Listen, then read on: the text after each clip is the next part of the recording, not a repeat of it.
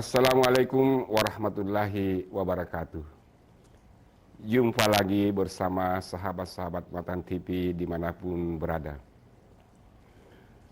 Pada setiap tanggal 10 Zulhijjah, umat Islam di seluruh dunia memperingati Hari Raya Idul Adha untuk mengenang kisah teladan Nabi Ibrahim alaihissalam dan putranya Nabi Ismail alaihissalam. Saat itu Nabi Ibrahim menerima perintah dari Allah Subhanahu wa taala untuk menyembelih Nabi Ismail sebagai bentuk pengorbanan dan keikhlasan dia menjalankan perintah. Melalui ibadah kurban, umat muslim diberi kesempatan untuk mengungkapkan rasa syukur kepada Allah Subhanahu wa taala atas segala nikmat yang telah diberikan dengan menyembelih hewan kurban. Mereka menyadari bahwa segala sesuatu yang dimiliki berasal dari Allah Subhanahu wa taala dan mereka harus menghargainya. Hal ini juga memperkuat ketakwaan dan kecintaan kita terhadap Allah Subhanahu wa taala. Selain berdimensi ibadah mahdah berupa ketaatan murni kepada Allah Subhanahu wa taala dalam bentuk menyembelih hewan kurban, juga mempunyai dimensi sosial yang tidak kalah pentingnya. Seorang yang berkurban hendaknya menghayati betul setiap rahasia dan hikmah yang terkandung di balik pensyariatan ibadah tersebut terhadap manusia. Setiap Idul Adha,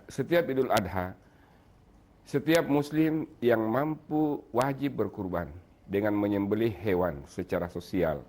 Saat Idul Adha, setiap muslim yang mampu wajib berkurban dengan menyembelih hewan. Secara sosial, ibadah ini dapat memperkuat ikatan sosial dan solidaritas di antara umat muslim. Selama pelaksanaan kurban, masyarakat saling berbagi daging kurban dengan orang-orang yang membutuhkan, termasuk fakir miskin, yatim piatu, dan kaum duafa.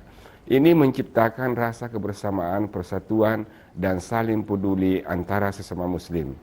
Hikmah ini mengajarkan nilai-nilai saling berbagi, empati, dan kepedulian sosial dalam masyarakat.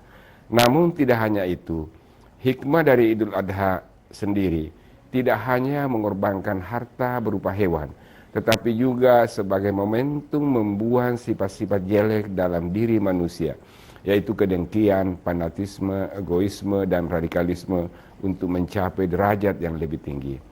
Syekh Nawawi Al-Bantani menerangkan bahwa di dalam diri manusia terdapat 4 sifat yang selalu bergejolak dan berperang antara satu dengan yang lain. Keempat sifat tersebut adalah sifat sabu'utiyah atau sifat binatang buas. Jika sifat ini menguasai diri manusia, ia akan merasa tidak tersaingi oleh siapapun. Kedua, sifat bahimia atau sifat hewan ternak.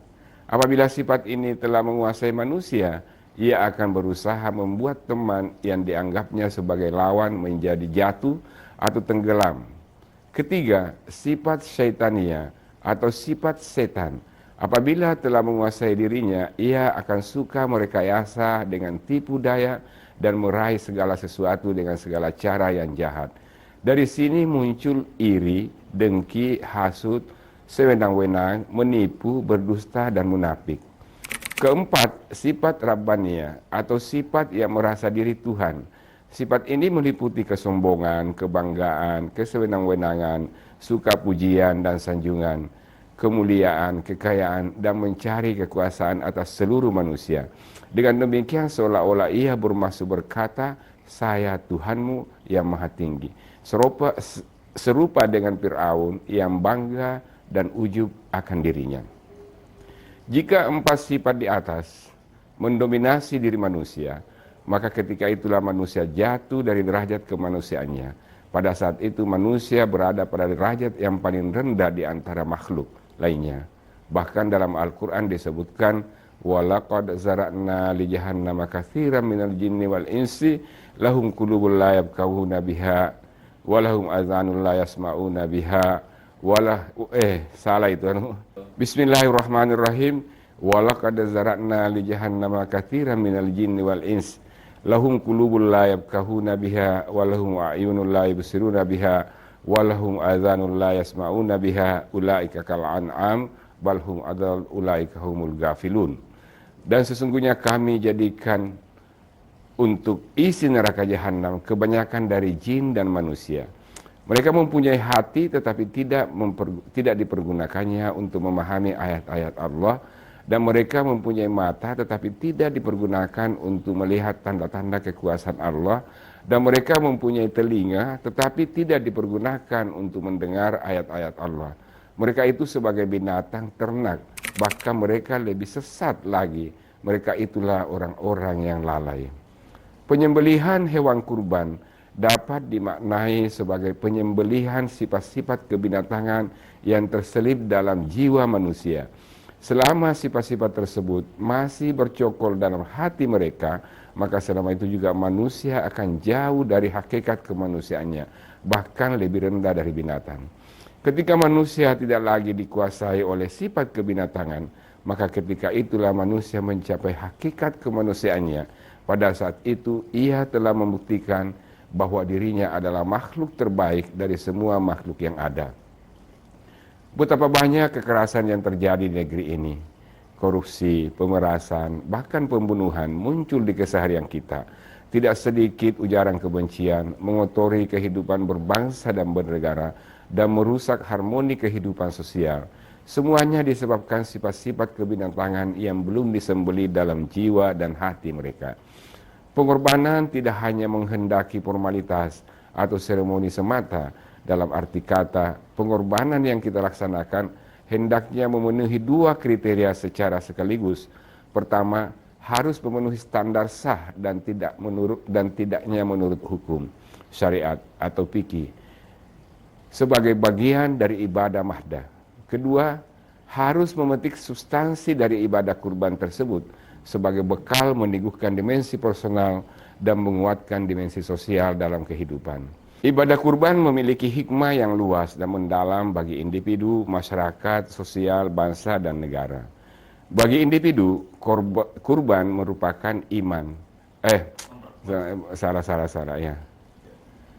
Dimulai dari mana? Bagi individu. Ya. Ya. 3, 2, 1. Bagi individu, kurban memperkuat iman, menumbuhkan rasa syukur, dan mengajarkan nilai pengorbanan. Dalam konteks sosial, kurban memperkuat ikatan sosial, mengurangi kesenjangan, dan meningkatkan empati. Bagi bangsa, kurban memperkokoh persatuan, mempromosikan keadilan sosial, dan melestarikan nilai budaya. Di tingkat negara, kurban mendukung kesejahteraan dan stabilitas sosial. Dengan memahami dan mengamalkan hikmah dari ibadah kurban, kita dapat membangun masyarakat yang lebih peduli, bersatu, dan sejahtera. Demikian, semoga bermanfaat bagi kita semua, terutama bagi masyarakat, bangsa, dan negeri yang kita cintai. Wassalamualaikum warahmatullahi wabarakatuh.